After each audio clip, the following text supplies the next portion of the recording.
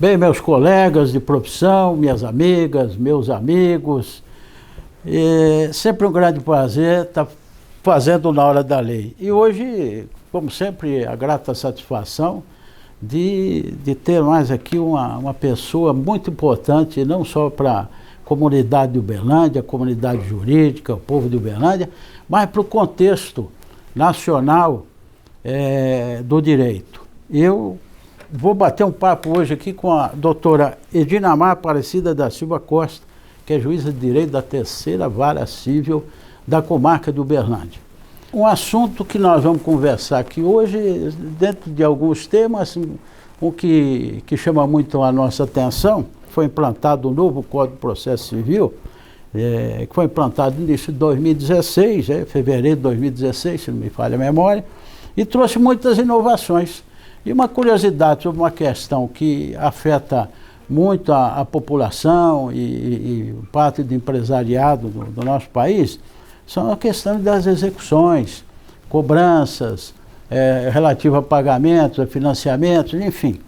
E o judiciário, todo mundo sabe que tem o meio da execução para receber daqueles que não conseguem honrar com o pagamento das suas dívidas, aí vamos dizer assim. E ninguém melhor do que a doutora Edinamar, que é professora também da UNA, para nos falar um pouco dessa questão da execução. Doutora Edinamar, é um prazer imenso poder estar aqui batendo um papo com a doutora. E antes da gente partir para um outro assunto, eu queria que a senhora explicasse para mim, dentro do Código de Processo Civil, quais as inovações no contexto da execução em si. O que mais acentuou para trazer uma melhora no andamento da execução e também vamos dizer assim, uma facilidade para o credor receber aquilo que é de direito dele. Prazer é meu, doutor Ricardo. Eu, como professora também de processo civil, principalmente processo de execução, é sempre um prazer explicar, falar como se eu estivesse dando uma aula, né? Mas o processo civil em si, com a nova lei de 2015, ele visou justamente acelerar o andamento processual, para que não tenhamos tantas demora e principalmente contratando do processo de execução, porque o objetivo do processo de execução é isso, né? É de uma forma célere fazer com que o executado cumpra aquela obrigação aqui por qualquer motivo e ele não tenha cumprido a contento. E o patrimônio dele vai responder por essa obrigação. Então, no processo de execução, que a gente poderá ser agilizado quando, principalmente aí, porque aumentou pelo novo CPC, as formas de obrigar o executado a pagar, cumprir sua obrigação. Tanto quanto aos bens que podem ser penhorados, quanto aos títulos que podem ser executados, e também a forma outras formas de fazer com que o executado cumpra sua obrigação, como por exemplo, a negativação do nome no Serasa, que hoje nós temos Serajude, então o próprio tribunal, no nosso caso Tribunal de Minas, ele já pode inserir o nome do executado junto ao Serasa, também junto ao SPC, que é outra novidade, que antes a gente não tinha essa possibilidade, agora também nós temos aí diretamente, que aí é nós mesmos que fazemos, lógico que tudo a pedido do exequente, porque a execução se faz, à vontade do exequente. Isso já vem no pedido inaugural, na petição inicial, o exequente já faz esse pedido? Pode ser, perfeitamente, mas a gente segue aquele trâmite normal, porque para um princípio que nós não deixamos de jeito nenhum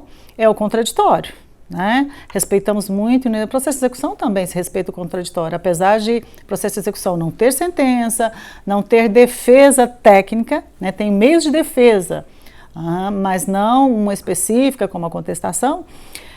A pessoa, normalmente o exequente já pede tudo, mas primeiro procedemos, mandamos citar, e daí a partir dessa citação é que se inicia aí esse processo de penhora e expropriação dos bens. E me chama a atenção também são os meios, como a doutora disse aí, os meios coercitivos, que leva o credor a buscar receber o quanto ele precisa receber. E dentre esses, né, inserir o nome no Serasa, como a doutora disse e tal, no SPC agora que passou a ser feito, e me chamou a atenção a questão de ser feito através aqui, diretamente da vara, né?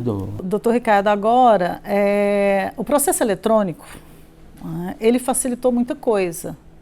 Tanto em tanto o processo de conhecimento quanto o processo de execução. Né? Mas no de execução talvez mais, porque agora nós temos ferramentas técnicas e através do sistema para fazer essas penhoras de bem, como o Bacenjude, né, que é aquela penhora direto na conta, que antes mandava o banco oficial para bloquear o dinheiro. Tá. Hoje nós fazemos direto através desse sistema Bacenjude. E aí nós temos o Renajude, que já verificar se a pessoa tem veículo em nome dela, né, também já pode fazer esse bloqueio, inclusive de circulação, de venda desse bem, através do sistema nosso. Temos também o sistema do CIEL, que é direto com a Justiça Eleitoral, em que se verifica o endereço, porque antigamente também era muito difícil, o executado sumia, onde vamos achar esse executado? Hoje nós podemos pesquisar o endereço deles nos bancos, né, na Justiça Eleitoral, na Receita Federal, que nós temos também o Infojude, que é um sistema também online, em que nós verificamos perante a Secretaria da Receita Federal a declaração de bens, se aquela pessoa tem bens em nome dela, ou endereço atualizado daquela pessoa. Então, facilitou, né, aí para o exequente que essas obrigações sejam logo cumpridas. Né? Essa questão da busca, né? Até do endereço, a gente sabe que, às vezes, o executado, por dificuldade, às vezes por ter sido um ex-empresário, qualquer coisa, dificuldade de tocar a vida, acaba mudando de cidade, muda para cá, para lá. Por esse sistema de informações, vai localizar o processo eleitoral, a questão eleitoral, a última eleição, onde é que ele votou. Se é que votou, deve ter. E a Receita Federal, né? Porque é nível federal, localiza com facilidade. Realmente, então veio acelerar. Mas a doutora tocou no outro ponto aí que achei interessante: processo judicial eletrônico.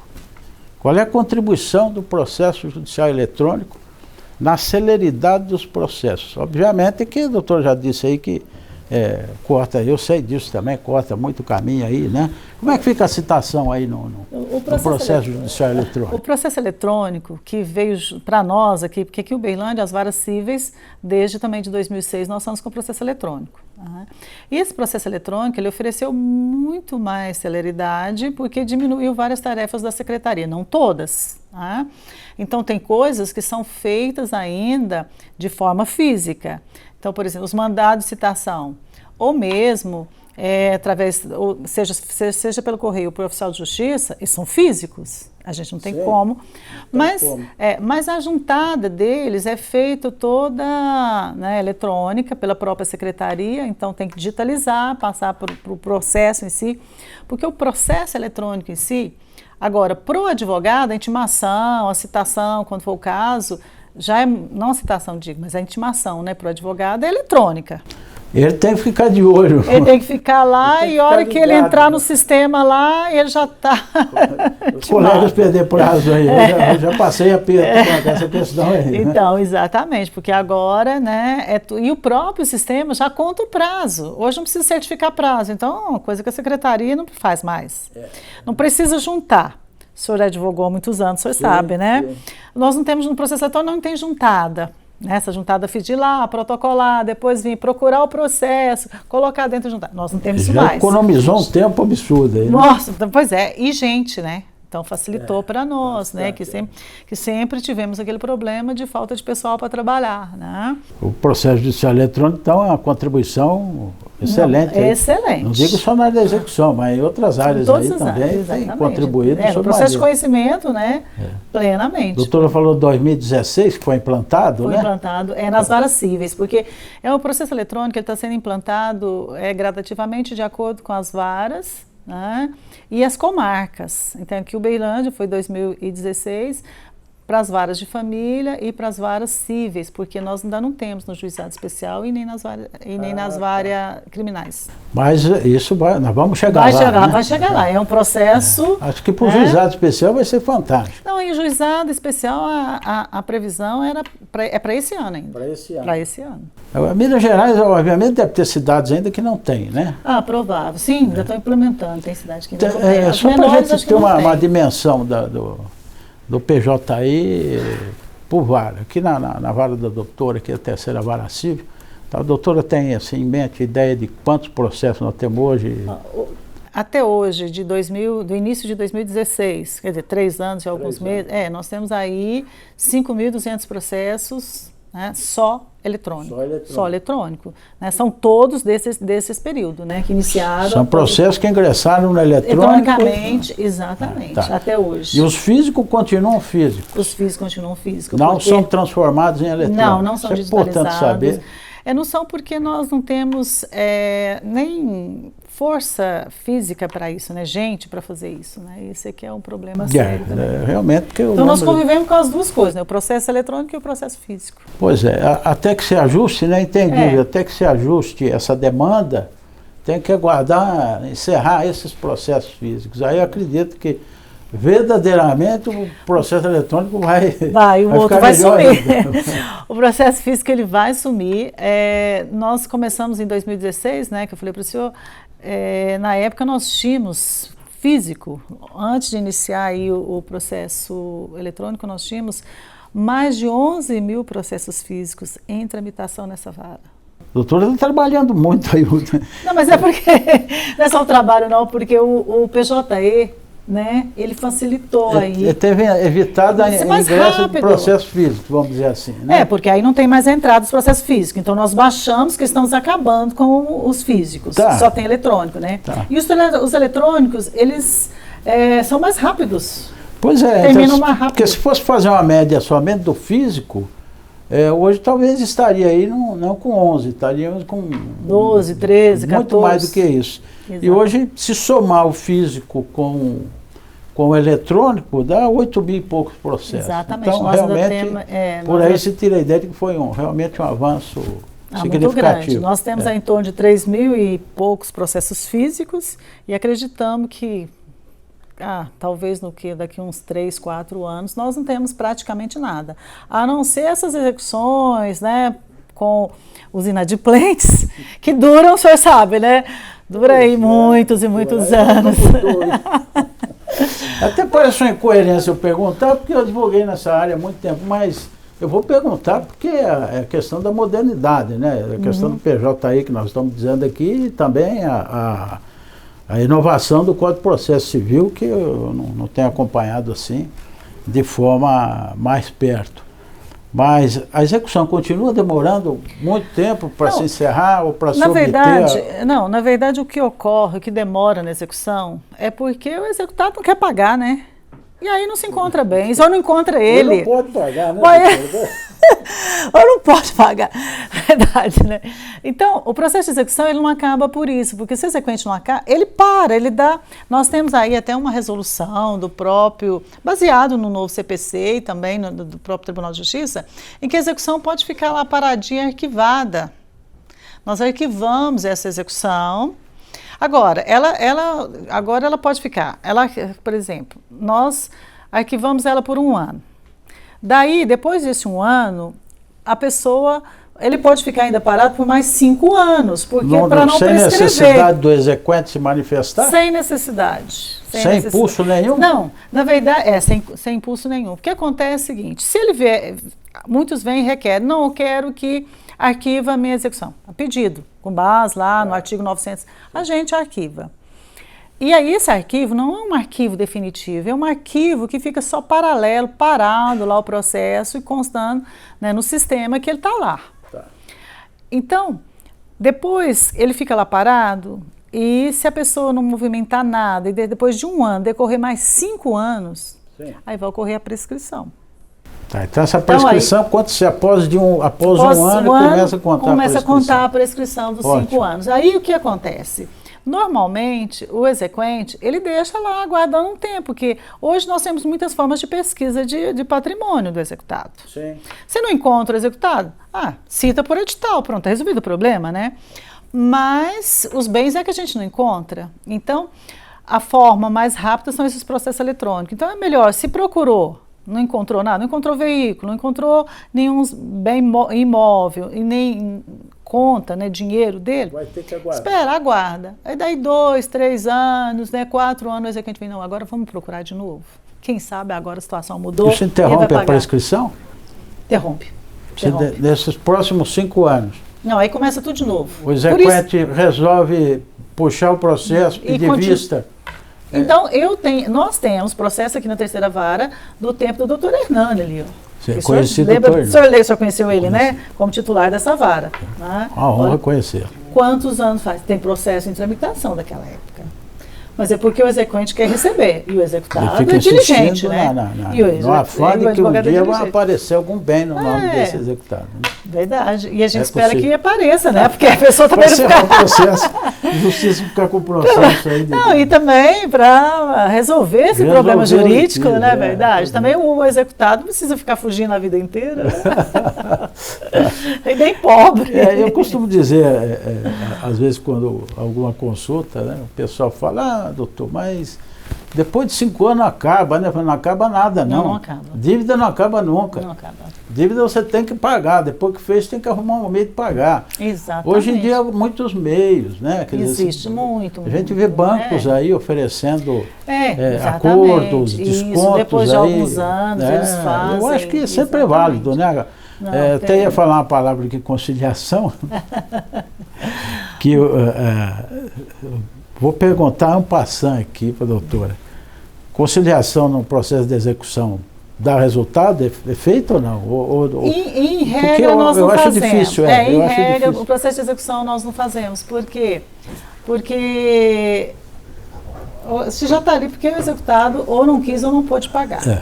Mas depois, no decorrer do processo, se uma das partes quer, principalmente o executado, pede, porque uma outra novidade, eu não sei se o senhor chegou a dar uma olhadinha no processo de execução, é a possibilidade de parcelamento, né, que existe aquela hoje, de né? mais 6 pagamentos. Isso, 30%, mais 6 parcelas. Essa uma coisa que novidade, doutor, eu acho interessante o seguinte, até que fase é possível fazer esse parcelamento?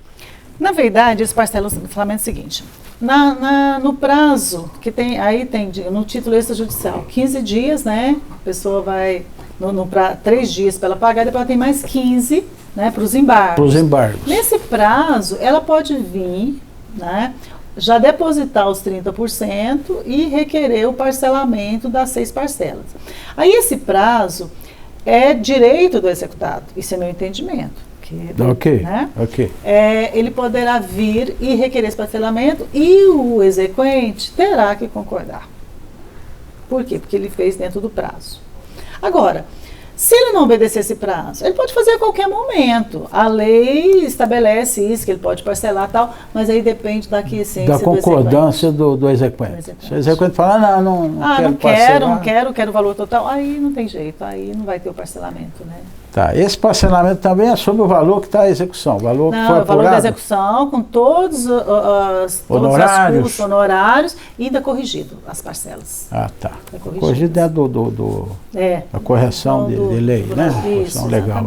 Tá, eu acho que é uma forma, né, de conciliar também, né? Com execuções que não há nem conversa, né? A pessoa que deve, sei lá, temerosa de alguma coisa, já vi casos assim, não vai até o exequente conversar ou tentar resolver de alguma forma. E o exequente, por outro lado, fica tão possesso do ter recebido que também não quer mais conversa com o executado.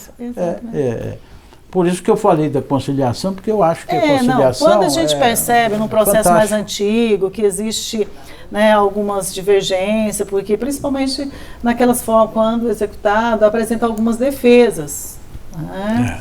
E a defesa tanto no cumprimento de sentença, né, com a impugnação, ou mesmo na exceção de predictividade ou nos embargos, e a gente percebe que está discutindo questão de valores ou outras coisas aí atinente à execução, mas que ele quer pagar. Que ele quer pagar. Aí nós marcamos conciliação. Sim. Eu acho interessante, até vou chamar aqui um alerta, né? Eu acho interessante, sabe, doutor, que os colegas advogados, principalmente os que estão vindo aí, os mais novos, né, se atentassem para isso. Sempre que há um litígio, seja o que for, mas principalmente essa questão de patrimônio, que envolve penhora, a pessoa pode se ver alijada de um imóvel, né? Porque não perco a casa. Perde sim, porque se for dívida de condomínio, se for fiança de locação, tem as exceções aí. Então, que os advogados procurassem, um procura o outro, tenta achar uma forma pacífica, uma forma mais social de solução do conflito, para não deixar chegar ao extremo. Eu acho que isso faz bem para o advogado. E a tendência hoje, né? Inclusive o novo CPC, ele veio com essa motivação, tanto que nós temos implementado aí, né, os centros de conciliação que nós temos e também a mediação, né? Olha que antes nem se falava em mediação. Não, começou-se com a questão arbitral, né? Depois mediação. Eu me recordo que teve uma época que eu até colaborei com o TJMG nessas reuniões de mediação. Acho que até hoje é feito isso, eu não sei, nos bairros. E atendiam uma imensidão de pessoas com problemas, às vezes, pequenos. Né, verdade. E ali você conseguia resolver, principalmente o problema da área de família, que parece que é o maior número. Era aquelas, eu falava, as pequenas causas, pequenas causas, exatamente. Já, meus colegas, eu trabalhei muito nisso. Entendeu? Mas, doutora, então quer dizer que o novo CPC, novo já está deixando de ser novo, né? 2016, já tem 3 anos aí. 3 anos, verdade. Eu vi se descrever na petição o novo CPC e tal. Ele veio, essas alterações, não essas que nós discutimos, mas todas de uma forma geral. A doutora acha que foi uma contribuição para melhorar a justiça no nosso país? Sim, porque uma das coisas que facilitou bem, que eu acho que foi muito bem-vinda, foi a questão de acabar com o processo cautelar. Sim. Então, muito interessante. Boa lembrança. Exatamente. Então, isso aí facilitou muito. Então, as tutelas provisórias resolvem muito isso, muito bem, dentro do processo de conhecimento. Tem sido aplicado bem? Tem dado resultado? Tem dado muito resultado. Toda a área de família também tem funcionado bem, as tutelas antecedentes. Família eu não posso falar muito para o senhor, porque eu estou um pouquinho longe da família, né? Mas com certeza. Mas na área civil, então? A área civil tem usado constantemente. Então, são muito pouquíssimos casos que nós temos hoje, que nós temos aí a chamada tutela antecedente, que pode só vir, pedir, mas essa daí é pouquíssimo usada. E também, eu acredito, a não ser que seja uma medida assim, de muita extrema urgência, porque para o advogado fazer uma tutela de urgência e, ao mesmo tempo, ele já vier com uma inicial de processo de conhecimento, é a mesma coisa. Porque dentro do processo ele já vai pedir uma tutela provisória, né? Então já resolve aí os dois problemas. É interessante, quer dizer que então a tutela provisória é uma inovação que veio a sanar aí uma questão não só de celeridade, né? Exatamente. Muito importante isso, interessante. Quer dizer que o processo civil, as inovações têm sido bem aceitas e tem colaborado não só com os magistrados, com certeza. Sabe agora uma dificuldade que nós sempre, que quando a lei é nova, até que a gente aprende tudo, põe-se em prática, e tanto nós, os operadores do direito, quanto também os advogados, né, que estão começando a trabalhar, então a gente tem que voltar a estudar tudo de novo, né? Esse é o único inconveniente. O advogado não para de estudar, né? É incessante, né, a leitura. Doutora, uma pergunta agora mais direcionada à universidade. A doutora é professora aqui na UNA, né? Professora na UNA, já passei por quase todas as faculdades por aqui. Tá vendo?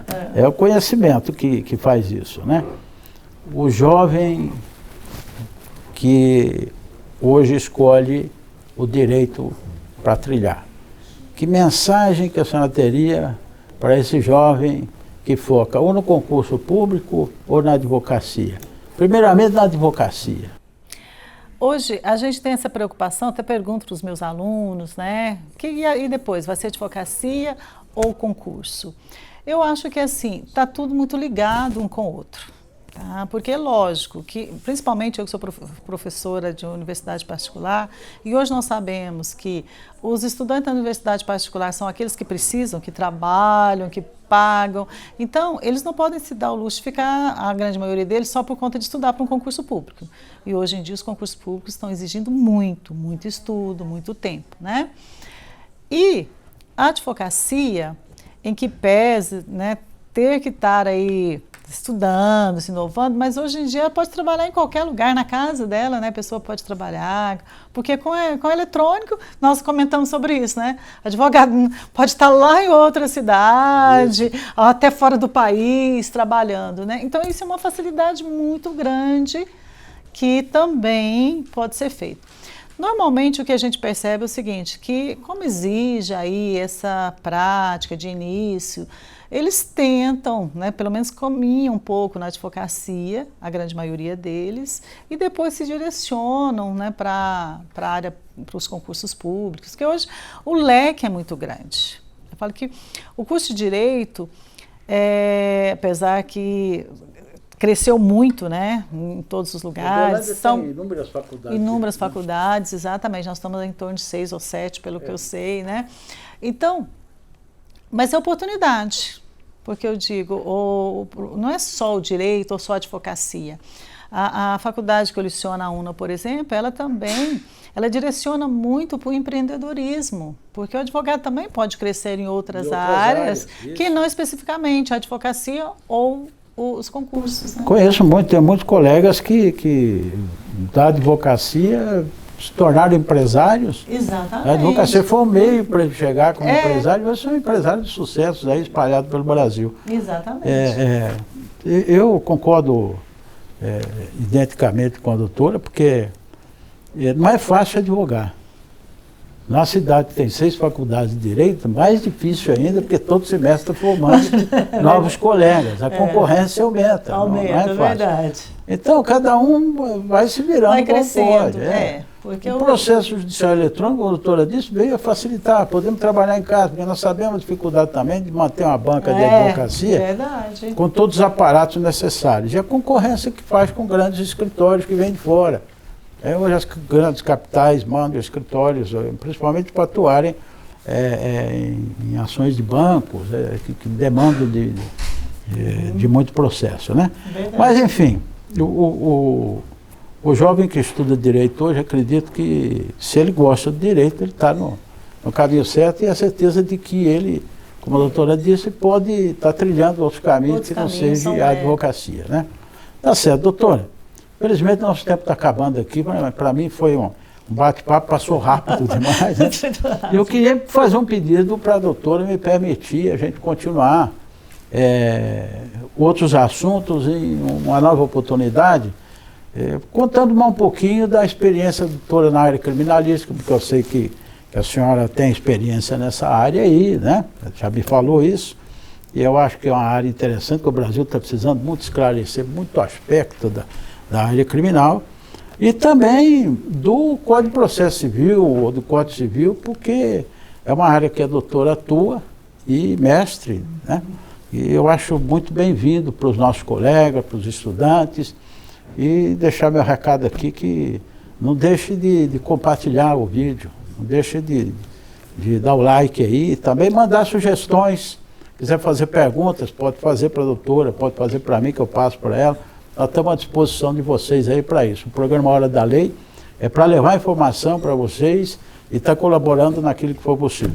Eu agradeço, Ricardo. Será sempre um prazer. Quando o senhor quiser, estamos à disposição.